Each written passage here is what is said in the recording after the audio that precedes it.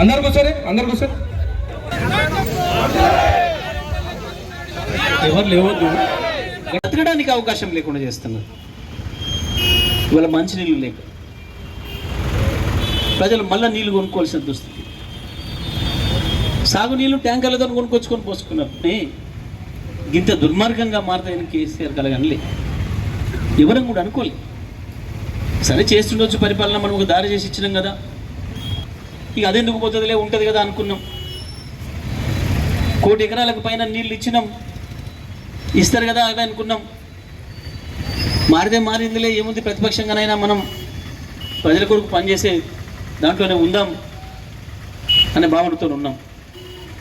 కానీ ఇంత దుర్మార్గంగా ప్రజలపైన దాడి జరుగుతుంటే, మన కళ్ళ ముందే ఒకటొకటి నాశనం చేస్తుంటే చూడడానికి ఇబ్బందిగా ఉంది. అందుకే ఎర్ర టెండలు మండు టెండలు ఉన్నా, ఆరోగ్యం ఎట్లున్నా దేని లెక్క చేయకుండా కేసీఆర్ గారు ఇవాళ పొలాలకు వచ్చారు, రైతుల దగ్గరకు వచ్చారు. నిన్న మండు టెండలో 2 గంటలకు 3 గంటలు కేసీఆర్ పొలంలో నిలబడితే మంత్రివర్గం మంచి క్రికెట్ చూసుకుంటే చల్లగా స్టేడియంలలో. ఇగో ఇది ఇవాళ ఈ రాష్ట్రం. కేసీఆర్ ఏందో, కాంగ్రెస్ ఏందో ప్రజలకు స్పష్టంగా కనపడ్డది రాత్రి. నోటికొస్తే ఏదొస్తే అది మాట్లాడే వెంకటరెడ్డి ఊర్లో పెళ్లికి కుక్కల హడావుడి అని, ఎవరిది ఏ సమస్య వచ్చినా నేనున్న ఇంతప్పుడు కానీ మీడియా గురికి ఎగిరే వెంకటరెడ్డి నిన్న ఒక ఛానల్ అయినా ఫోన్ చేసి రైతుల గురించి ఏంది సార్ అంటే, రైతుల సంగతి నాకెందుకు, నేను క్రికెట్ మ్యాచ్ పోవాలి, లేట్ అవుతుంది, నేను తయారు కావాలి, సెంటు కొట్టుకోవాలి, ఆగు, నేను సెంటు కొట్టుకోవాలి, కోటేసుకోవాలి, ఆగు, నువ్వు ఏం పని లేదా నీకు, ఇట్లా మాట్లాడి అంటే ఏంది, రైతులకు వీళ్ళు ఇస్తున్న గౌరవం ఏంది? ఏం చేస్తారులే వీళ్ళు, మమ్మల్ని అయిపోయింది కదా, ఓటైతే వేసారు, 5 ఏళ్ళు మమ్మల్ని వీకేదేంది, ఎవరు 5 ఏళ్ళ తర్వాత మళ్ళీ మాకు ఇచ్చేది ఉందా, ఏమైనా వచ్చేది ఉందా, సచ్చేది ఉందా అన్న భావనతోని బరితెగింపుగా పనిచేస్తూ ఉన్నది ఇవాళ ప్రభుత్వం, ముఖ్యమంత్రి మంత్రివర్గం. బరితెగింపు ధోరణి తప్ప ఇది. ఒకనాడు అనుకున్నాడే, 5 ఏళ్ళు అనుకున్నాడే, ఏం చేసినా 5 ఏళ్ళకే ఓట్లు వచ్చేది, మళ్ళీ వాళ్ళ చేతికి ఆయుధం పోయేది, ప్రజల చేతికి. అయ్యాలి ఎట్లాగో మనకి వెయ్యరు, ఇక ఇయ్యాల నుంచే మనం దీపం ఉండగానే ఇల్లు చక్క పెట్టుకుందాం. మనం వచ్చిన పని ఇది కదా, ప్రజలు ఏదో అనుకున్నారు అమాయకంగా మనని, కానీ మన అసలు కథ వేరే కదా అన్న భావన స్పష్టంగా కనబడుతుంది. 100 అంటే 100 రోజుల్లో ఇంత నిర్లక్ష్యం, ఇంత దుర్మార్గం ఈ సమయంలో చెప్పిండు కేసీఆర్. ఒక అడుగు ముందుకేసి ఎన్నికల నిబంధనలు ఉన్నాయని ఆగాకుండ్రి, ఎన్నికల కమిషన్కి ఉత్తరం రాయండి, నేను కూడా సపోర్ట్ చేస్తా రైతుల కొరకు, ఏ నిబంధనలైనా పక్కన పెడదాం, రైతాంగాన్ని ఆదుకుందామనే మాట కేసీఆర్ చెప్పిండు. కానీ లేదు సోయి, లేక కాదు, నటిస్తున్నారు. అసలు ఇవాళ ఈ రాష్ట్రంలో 1 ఎకరం పొలం కూడా ఎండిపోలేదు అన్న పద్ధతిలో నటిస్తుంది ప్రభుత్వం. ఎక్కడ ఇంతవరకు ఆదేశాలు లేవు. ఎండిపోయిన పొలాలు ఎన్నో లెక్క చేయండి, ఎన్యూమరేషన్ చేయండి అనే ఆదేశాలు లేవు ఇప్పటికి కూడా అధికారులకు. చేయొచ్చు. ఇటువంటి నేచురల్ కలామిటీ వచ్చినప్పుడు తప్పకుండా ప్రభుత్వాలుగా ఎన్నికల పర్మిషన్ తీసుకొని, ఎన్నికల అధికారులు పర్మిషన్ తీసుకొని చేయొచ్చు, ఎన్నికల కమిషన్ పర్మిషన్ తీసుకొని చేయొచ్చు. ప్రకృతి విలయం సంభవించినప్పుడు చేయొచ్చు, అవకాశం ఉంది. ఉన్ని కూడా వాళ్ళకి ఇష్టం లేదు, వాళ్ళకి మనసు ఒప్పడం లేదు. ఎందుకు అనంటే ఒక్కసారి చేస్తే 10 సార్లు అడుగుతారు ప్రజలు. ఒక్కరిని వింటే 10 మంది వస్తారు చెప్పుకోవడానికి. కాబట్టి ఎవరి సమస్యలు విననట్టే నటిద్దాం, మనకు చెవులు వినపడలేవన్న పద్ధతిలో ఉందాం. మనం చేయగలిగింది ఏం లేదు కదా, వీళ్ళు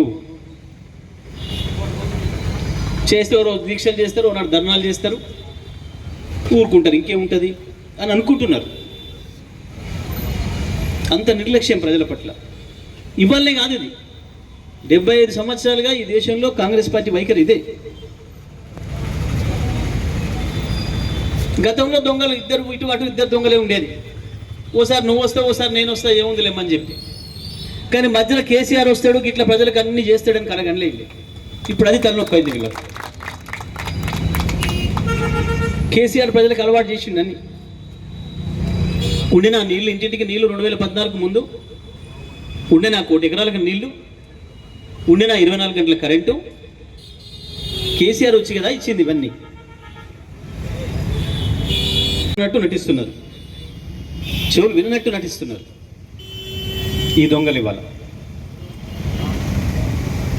అందుకే ఏ ఎండలున్నా ఏదున్నా ప్రజలు ముఖ్యం కాబట్టి, రైతులు ముఖ్యం కాబట్టి కేసీఆర్ గారు ఇవాళ కార్యకర్తలకు శ్రమ అయినా సరే తప్పదు, రైతుల కొరకు ప్రజల కొరకు నిలబడాలి. మనం ఒక పార్టీగా అధికారం ఉన్నా ప్రతిపక్షంలో ఉన్నా ప్రజల కొరకు పనిచేయడమే మన బాధ్యత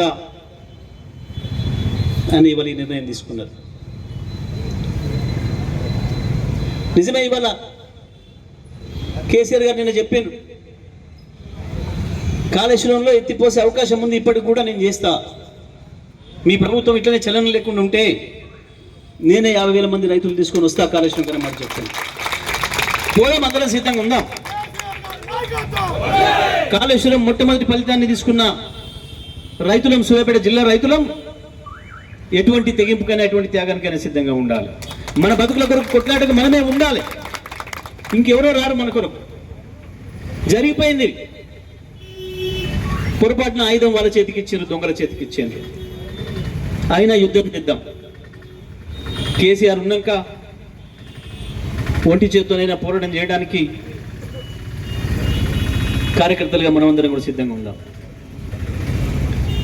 తప్పదు. దేశ స్వతంత్రం కొరకు 100 సంవత్సరాలు కొట్లాడిన ప్రజలు ఇవాళ తెలంగాణలో నిరంకుశత్వానికి వ్యతిరేకంగా కొట్లాడిన ప్రజలు ఇక్కడ ఉన్నారు. దానికి కేంద్రం సూర్యాపేట, చైతన్యానికి ప్రతీక సూర్యాపేట. ఇవాళ మళ్ళీ ఈ దుర్మార్గ ప్రభుత్వం పైన యుద్ధానికి కేంద్రం కూడా ఇక్కడి నుంచి వెళ్ళి మొదలు కావాలి. కేసీఆర్ అందుకే ఇక్కడికి వచ్చిండ్రు, సూర్యాపేటకి వచ్చిండ్రు. చూస్తూ ఊరుకుంటాం అనుకుంటుంది ఈ ప్రభుత్వం, ఊరుకోనివ్వం. కేసీఆర్ గట్ల అమాయకంగా కూర్చోవడానికి సిద్ధంగా లేడు. 10 ఏళ్ళు కష్టపడి భారతదేశానికే తలమానికంగా తయారు చేసిన వ్యవసాయ రంగాన్ని ఈ దుర్మార్గులు వచ్చి నాశనం చేస్తుంటే కడుపులో బాధ కలిగింది కాబట్టి బయటకు వచ్చింది ఎండల్లో. 14 ఏళ్ళు కొట్లాడిన వాళ్ళం తెలంగాణ కొరకు. తెలంగాణ తెచ్చుకుంటే తప్ప ఈ సమస్యలకు పరిష్కారం దొరకదు అని చెప్పి ప్రపంచంలోనే ఎవరు ఊహించిన పద్ధతుల్లో ఒక నూతన వరబడిలో తెలంగాణ ఉద్యమాన్ని నిర్మాణం చేసి మేం పెద్ద మునగాండ్లం, ఈ దేశాన్ని నడుపుతున్నది మేమే అని చెప్పి విరవీగిన చంద్రబాబు నాయుడు, మొత్తం జాతీయ కాంగ్రెస్ నడుపుతుంది నేనే అని చెప్పేసి అనుకున్న రాజశేఖర రెడ్డిలను అర్థం కాకుండా తెలంగాణ తెచ్చిన కేసీఆర్కు గీ చిల్లరగా గీ వీళ్ళని కొట్టడం లెక్క కాదు. హనుమంతుని ముందు కూపిగంతుల్లాగా కేసీఆర్ ముందు ఎన్నో వేషాలు వేస్తున్నారు. మాట్లాడతాడు కేసీఆర్, నోటితో కాదు చేతులతోని. కొట్లాడతాడు కేసీఆర్ ఆత్మవిశ్వాసంతో. తెలంగాణ ఎట్లయితే తెచ్చిండో, తెచ్చిన తెలంగాణను ఎట్లా అద్భుతంగా నిర్మాణం చేసిండో, తన కండ్ల ముందే ఇవన్నీ నాశనం చేస్తుంటే చూస్తూ ఊరుకోడు. చిన్ని సమస్య కాలం తెచ్చిన సమస్య కాదు, కాంగ్రెస్ పార్టీ తెచ్చిన సమస్య. కాలం తెచ్చిన కరువు కాదు, కాంగ్రెస్ ప్రభుత్వం తెచ్చిన కరువు. మంచినీళ్ళు రోజు వచ్చే మంచినీళ్ళు రాకపోవడం ఆశ్చర్యం. 24 గంటలు వచ్చిన కరెంట్ ఎందుకు అయిపోతుందో సమాధానం లేదు. మనం ఇచ్చిన దాని మీద ఇంకా 1600 మెగావాట్లు ఇప్పుడు వచ్చి చేరింది. దాంట్లో మనం ఆనాడు 18,000 చేసిపోతే ఇవాళ 19,400కు వచ్చింది. అంటే ఏంది? రైతులకు ఇస్తే, ప్రజలకు ఇస్తే పైసలు రావు, కమిషన్లు రావు. అవతల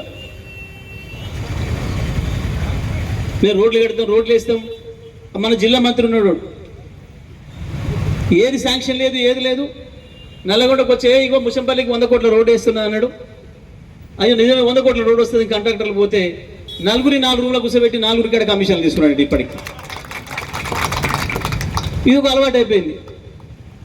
రింగ్ రోడ్ ఏదో వేస్తున్నా అని చెప్పి ఆడవసూలు మొదలుపెట్టినాడు. ఎవ్వనికి వాడు దోసుకోండి, దాచిపెట్టండి, మనది నాది నాకు ఇవ్వండి, నేను ఢిల్లీ తీసుకుపోతా. అలీబాబా 40 దొంగల కథ అయింది. ఈ రాష్ట్రం జేబు దొంగల పాలనట్టు అయింది. మళ్ళీ అవి కూడా మొదలైనాయి. అప్పుడే దొంగతనాలు, డెకాయిట్లు కూడా మొదలైపోయినాయి. వాళ్ళకి అర్థమైంది మన ప్రభుత్వం వచ్చిందిగా మళ్ళీ దోసుకోవచ్చు, ఇక కేసీఆర్ లేడేట, పోలీసుల కంట్రోల్ లేదు, వాళ్ళు ఆడగొట్టంగా పెద్ద పెద్ద వాళ్ళ జేబులు కొడితే కింద బజార్లో రోడ్డు ముడి పెట్టాలి, జేబు మనం కొడదాం, పుస్తకాలు మనం కొడదాం అని మొదలైంది దొంగలు. 2014 ముందు ఏముండే? అది పట్టణాలైనా, నగరాలైనా, కాలనీలైనా, గ్రామాలైనా బడితలు పట్టుకొని కాపలా కాసుకున్నారు ప్రజలు దొంగల బాధకు. ఇవాళ మళ్ళీ అదే పరిస్థితి వచ్చింది. ఈ రాష్ట్రంలో దొంగలు పడ్డారు. ఈ రాష్ట్రం దొంగల చేతులకు పోయింది దురదృష్టవశాత్తు. ఈ దొంగల భరతం పట్టాల్సిన అవసరం ఉంది. ప్రజల తరఫున కొట్లాడాల్సిన బాధ్యత మన మీద ఉంది. బీఆర్ఎస్ పార్టీగా, ప్రధాన ప్రతిపక్షంగా ఆ బాధ్యత మనపైనే ఉంది. కేసీఆర్ ఉన్నంత వరకు రైతాంగానికి ఏం కాదన్న భరోసా ఇవ్వాల్సిన బాధ్యత మన పైన ఉంది. ఇవాళ డిమాండ్ చేస్తున్నాం ప్రజల తరఫున. మీరు ఇచ్చిన హామీలే డిమాండ్ చేస్తున్నాం. మీరు చేసే దుర్మార్గం వల్ల, మీ నిర్వాహకం వల్ల రైతు బంధు ఇవ్వకుండా వ్యవసాయం మొదలుపెట్టాల్సి వచ్చింది. రైతు బంధు ఇవ్వలేదు కాబట్టి రైతు అప్పుల పాలైంది. బ్యాంకు పోతే బ్యాంకు కూడా ఇస్తలేడు. 2 లక్షల బాకీ నువ్వే ఉన్నావు, కొత్తగా ఎట్లా ఇస్తాం అది తీసుకురాపమంటున్నాడు. తప్పని పరిస్థితులలో మళ్ళీ ప్రైవేట్ వడ్డీ వ్యాపారస్తుల కాడికి పోవాల్సిన దుస్థితి 2014 తర్వాత మళ్ళీ ఈ సంవత్సరం వచ్చింది. ప్రజలకు, రైతులకు తెచ్చుకోరు బయట అప్పులు తీసుకొచ్చి పెడితే నువ్వు నీళ్ళు ఇయ్యక, ప్రత్యేకించి సూర్యాపేట, తుంగతుర్తి, పాలకుర్తి ప్రాంతంలో నీళ్ళు ఇస్తాము అని చెప్పి ఇచ్చి 3 తడిలో నీళ్ళు ఇచ్చి ప్రతి రైతు 20 నుంచి 35 వేల రూపాయలు పెట్టుబడి పెట్టిన తర్వాత 4వ తడికి నీళ్ళు ఆపి దుర్మార్గంగా ఇవాళ కోట్లాది రూపాయలు రైతులు అప్పుల పాలయ్యే పరిస్థితి తీసుకొచ్చింది. ఇది ప్రభుత్వం చేసిన మోసమే, ముమ్మాటికి ప్రభుత్వం చేసిన ద్రోహమే, ప్రభుత్వం చేసిన దగానే. ఇవాళ ఎండిన ప్రతి ఎకరానికి, ఎండిన ప్రతి వరిగింజకు బాధ్యత కాంగ్రెస్ పార్టీ ప్రభుత్వానిదే, ఈ రాష్ట్ర ప్రభుత్వానిదే. మీరు చేసిన పాపం వల్ల, మీరు చేసిన మోసం వల్లనే ఇవాళ రైతులు అప్పుల పాలైనరు. ఎకరానికి 25,000 ఎండిపోయిన పొలాలకి రైతులకు ఇవ్వండి, వెంటనే లెక్క తీర్చండి అనే మాట చెప్పారు. అంతేకాదు 2 లక్షల రుణమాఫీ వెంటనే చేస్తేనే రైతాంగం తట్టుకుంటారు, తప్ప లేకపోతే మళ్ళీ ఆత్మహత్యలు మొదలైతే పెరుగుతాయి. మీరు వచ్చిన 100 రోజులలో మీరు ఢిల్లీలో కూర్చుంటే ఇక్కడ రైతులు 100 మంది చచ్చిపోతున్నారు. 100 రోజుల్లోనే 200 మంది రైతులు చచ్చిపోయినారు ఇప్పటికే. మళ్ళీ కరెంట్ షాక్లతోని రాత్రిపూట, మళ్ళీ పాము కాట్లతోని, తేలు కాట్లతోని, కరెంట్ షాక్లతోని బావులు పడి చచ్చిపోయే రోజులు మళ్ళీ వచ్చినాయి రైతులకు. మళ్ళీ వానకాలం మొదలు పెట్టాలంటే బ్యాంక్ అప్పు కావాలి. బ్యాంక్ అప్పు కావాలంటే నువ్వు 2 లక్షల రూపాయలు మాఫీ వెంటనే చేయాలి. ఇవాళ అదే డిమాండ్ చేస్తుంది బీఆర్ఎస్ పార్టీ రైతాంగం తరఫున. వెంటనే 2 లక్షల రూపాయల రుణమాఫీ చేయాలని, బోనస్ ఇస్తామని చెప్పింది ఏదైతే ఉందో, మీరు ఎకరానికి క్వింటాల్కి 500 ఇవాళ మొదలైంది కొనుగోలు కాబట్టి వెంటనే 500 బోనస్ కూడా ప్రకటించాలి ప్రభుత్వం. దానికి ఎన్నికల కమిషన్ అనుమతికి రాయండి, మేము కూడా మద్దతు ఇస్తాం, మేము సిద్ధంగా ఉన్నాం బీఆర్ఎస్ పార్టీ అనే మాట కూడా ఇప్పటికే కేసీఆర్ గారు చెప్పిండ్రు. కానీ ప్రభుత్వం నుంచి ఉలుకు పలుకు లేదు, ఆ ఆలోచన కూడా లేదు, ఆ ప్రయత్నం కూడా చేస్తున్నట్టు కనపడడం లేదు. రాస్తే ఇస్తాడేమో ఎన్నికల కమిషన్ వాడు అన్న భయంలో ఉన్నారు, రైతులకు ఎగ్గొట్టాలన్న దాంట్లో ఉన్నారు. రైతు బంధు కూడా మిగతా అందరూ కూడా వెంటనే ఇవ్వాలని, వానకాలం నుంచి అయినా 15,000 మీరు ఏదైతే చెప్పారో ఆ 15,000 రైతు భరోసా ఇవ్వాలని చెప్పి కూడా ఇవాళ బీఆర్ఎస్ పార్టీగా డిమాండ్ చేస్తూ ఉన్నాం. ఇవన్నీ విషయాలు కూడా మనం రైతాంగంలో తీసుకుపోవాల్సిన అవసరం ఉంది. ప్రభుత్వం దిగొచ్చే వరకు, ప్రభుత్వం మెడల్ వంచేంత వరకు కూడా ఈ పోరాటాన్ని మనం కొనసాగించాల్సిన అవసరం ఉంది. అన్ని పంటలకు ఇస్తామన్నారు 500, కేవలం వరికే కాదు, పత్తికి, మిర్చికి, మొక్కజొన్నకు, కందులకు, పెసలకు, మినుములకు, అన్ని పంటలకు కూడా 500 బోనస్ ఇస్తామన్నారు. ఉలుకు పలుకు లేదు దాని మీద ఇప్పటికీ. అందుకే మేము బీఆర్ఎస్ పార్టీగా డిమాండ్ చేస్తున్నాం, ఎట్టి పరిస్థితుల్లో కూడా రైతాంగాన్ని ఆదుకోవడానికి మొట్టమొదలు 25,000 ఎకరానికి ఎండిపోయిన పొలానికి వెంటనే నష్టపరిహారం ప్రకటించాలి. రుణమాఫీ కూడా ఈ నెల రోజుల్లోనే రుణమాఫీ చేయాలి. రైతులు సాఫీగా బ్యాంకులో పోయి లోన్ తెచ్చుకునే పరిస్థితిని కల్పించాలి. 500 బోనస్ అమలు చేసి తీరాలి. లేదంటే రేపు కళ్ళాల దగ్గర కూడా రైతులు నిలదీస్తారనే విషయాన్ని ప్రభుత్వాన్ని హెచ్చరిస్తూ ఉన్నాం. తప్పకుండా ఈ దీక్షల ద్వారా ప్రభుత్వం మెడలు ఉంచాలని చెప్పి ప్రభుత్వం దిగి వస్తుందని మేము భావిస్తున్నాం. కేవలం కేసీఆర్ వచ్చిపోయింది కాబట్టి 2 రోజుల నీళ్ళు ఇచ్చి బంద్ చేస్తాం. సాగర్లో మొత్తం పొలాలు ఎండిపోయిన తర్వాత ఇవాళ నీళ్ళు వదులుతాం. ఎండిపోయిన పొలాలకు ఒక్క పూట నీళ్ళు ఇచ్చి రైతుల కళ్ళు తుడుస్తామని అనుకుంటే, మళ్ళీ మోసం చేస్తాం అనుకుంటే సాధ్యం కాదు. ఒక్కసారి జరిగి ఉండొచ్చు మోసం, ఒక్కసారి పోయి ఉండొచ్చు ప్రజలు మోసం, కానీ అన్నిసార్లు మోసం చేద్దాం అనుకుంటే మీ అతి తెలివైతుంది. అందుకే జాగ్రత్త ప్రభుత్వాన్ని హెచ్చరిస్తూ ఉన్నాం. కాంగ్రెస్ పార్టీని సూర్యాపేట దీక్ష ద్వారా, ఈ దీక్ష వేదిక ద్వారా డిమాండ్ చేస్తున్నాం, వెంటనే ఈ జిల్లాలో కూడా ఎన్యూమరేషన్ ప్రారంభం చేయాలి. ఎండిన పొలాలు ఎన్ని ఎకరాల్లో పోయినావో నీకు తేల్చాలి. అందరు కూడా 25,000 నష్టపరిహారం ఇవ్వాలి ఎకరానికి. తప్పకుండా ప్రభుత్వం దిగిరవ్వాలని చెప్పి, ప్రభుత్వం కళ్ళు తెరవాలని చెప్పి ఈ దీక్ష ద్వారా మేము డిమాండ్